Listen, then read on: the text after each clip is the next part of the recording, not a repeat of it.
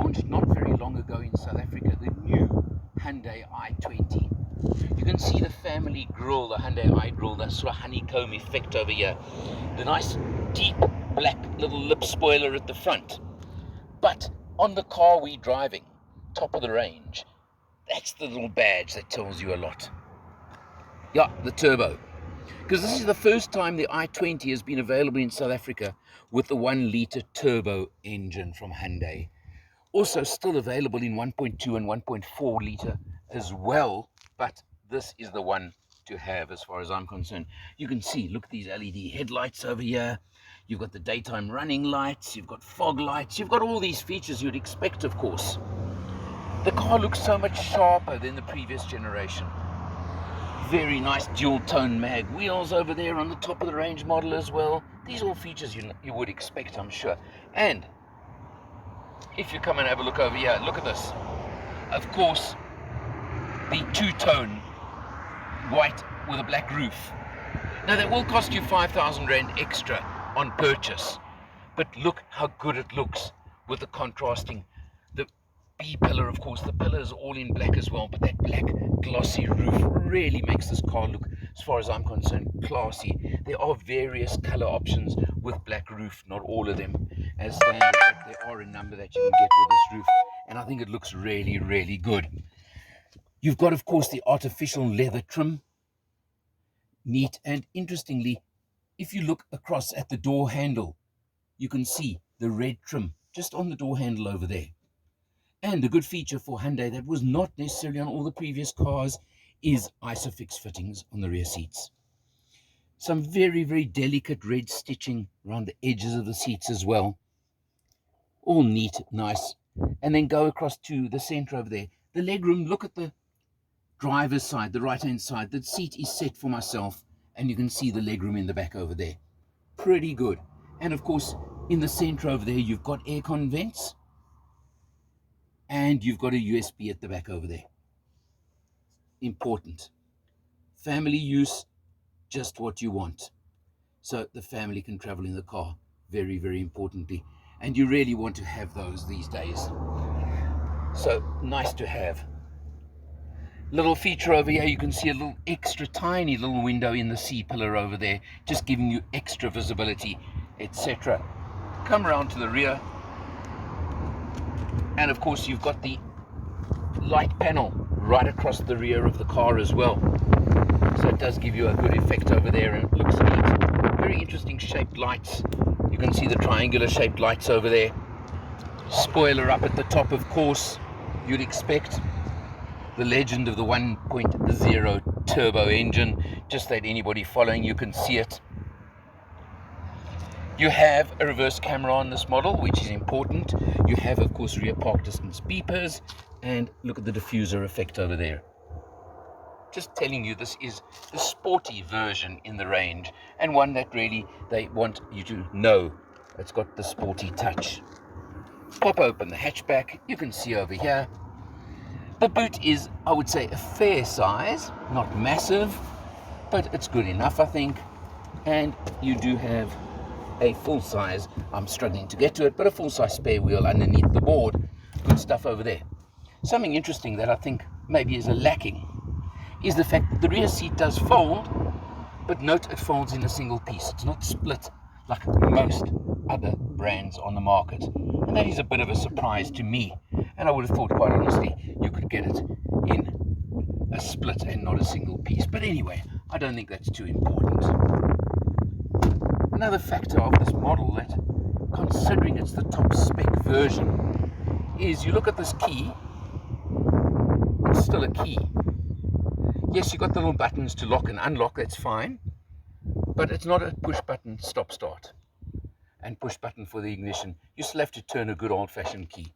Nothing wrong with it, but somehow I would have thought, Hyundai, with all the other features on the car, maybe you could have just considered having the fob and a little button to stop and start the car. We'll have a bit of a drive in it. We'll show you what it's like on the road. We're going to check the inside. We're going to do all of that for you in a few moments. You'll see exactly what it's like to live with this new i20 1-litre turbo.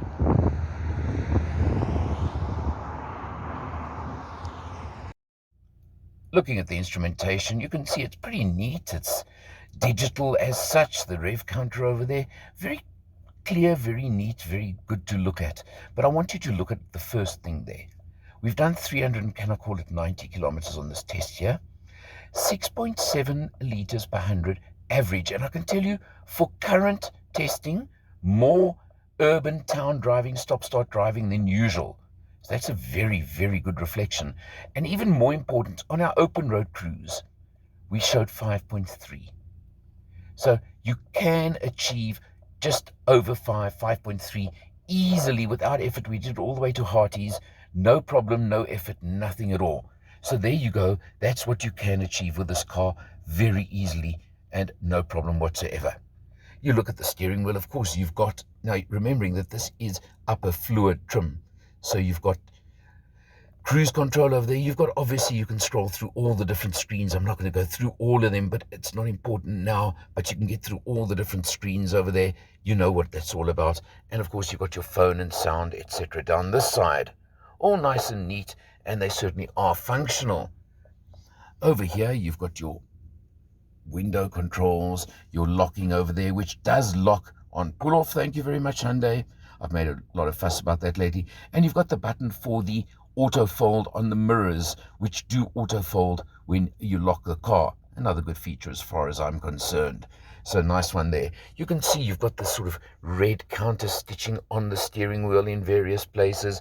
Little red flashes over there. Nice little steering wheel. It feels good in the hands. I do like that. Coming across to the center, of course, you've got Hyundai's very typical, very normal now 8-inch touchscreen over here.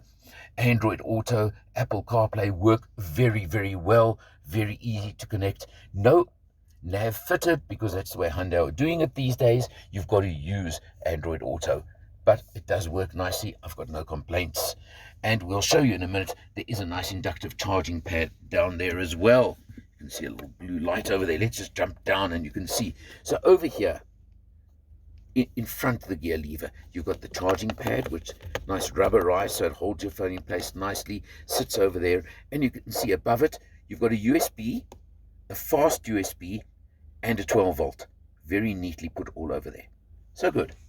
Going just back up again, you've got your vents over there, and just below, in line with the touch screen now, the center stack, let's call it, you can see you've got the now typical clean Hyundai fascia that I really appreciate.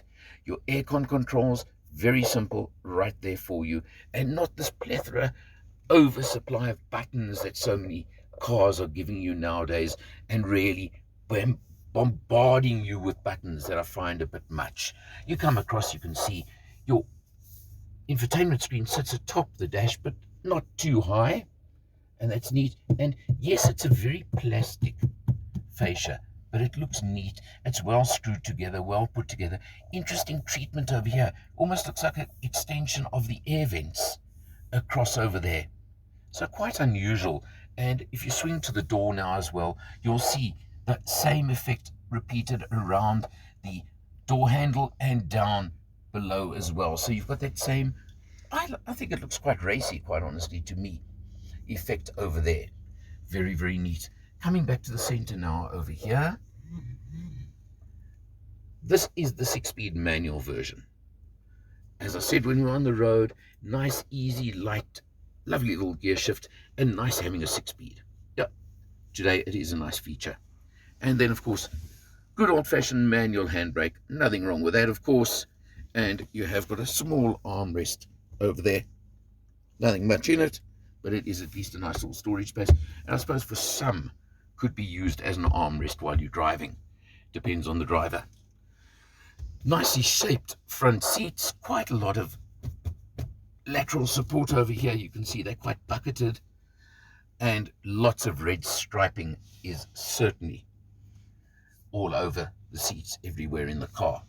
Again, racy looking. It seems to be the thing these days for red accents all over cars at the moment. Very much the in thing. The engine on this one, let's talk. It's the first time they've put the 1 litre into the i20. And that 90 kilowatts, 172 Newton meters is certainly more than adequate for this car. Gives a lot of oomph, a lot of go, good acceleration, good overtaking ability. All those things are there for you. Very easy, very comfortable, and make it a pleasure to drive. Fuel economy, well, you can see you can get that 5.3 liters per 100. 6.7 for an average, I think is pretty, very, very acceptable, although the tank is rather small at 37 liters. But if you can get over 600 Ks with that mix of driving I've had, well over 600, closer to 700, I suppose you shouldn't complain. Open road, I'm sure you can get 7 to 800. So there should be no problem with that. The artificial leather on the seats, well, again, it's because it's the fluid trim and there's good space in the back. So this is a bigger B segment hatch, I would call it, and certainly comfortable. So Hyundai have done a very good job on it. There are one or two little things I think I've pointed out before that I find interesting on this car.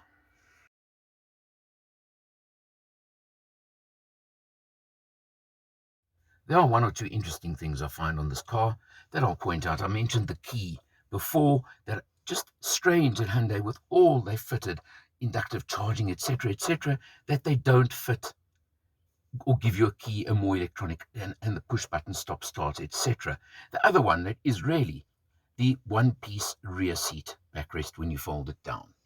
That it is a single piece instead of the so much more common 60-40 split that you get on most other cars in this category. And it's just an interesting thing that they've chosen that spec. Can I call it that? You know, you get the auto headlights, you get auto wipers, you get all of these things, and then they leave that one out. But I don't know, there's obviously reasons, and maybe it's beyond me, but I would just find that interesting. Let me simply put it there. So the bottom line, what's this car going to cost you? Well, in manual mode, as we're driving it now, it's 330,900 Rand. With the 7-speed dual clutch automatic option, you're looking at 355. So it's in the ballpark price-wise, that's for sure, with the competitors. And you know all the competitors, starting, of course, with the Polo and going through the Ford Fiestas, the Kia Rio, and I'm going to just say it that way. Everybody has a competitor in the segment these days, so they are all there. Toyota Starlet, of course, comes into it as well. Have to mention that one. What you do get with this car is, of course, Hyundai's 7-year warranty, 200,000 kilometers, and a 4-year, 60,000 kilometers service plan. You know Hyundai, you know what they're doing, and they're certainly putting out some good product currently. So it's simply a case of checking it out for yourself. The i20's been around for a long time. They've sold well over 100,000 of them in South Africa, which says a lot as well. And I believe this new model looks sportier than before. Certainly good kit on it, besides one or two little things. And it certainly is a contender in this category. It's up to you, and you would owe it to yourself to go check this one out. For Motor Matters, I'm Eleanor. I'll see you next time.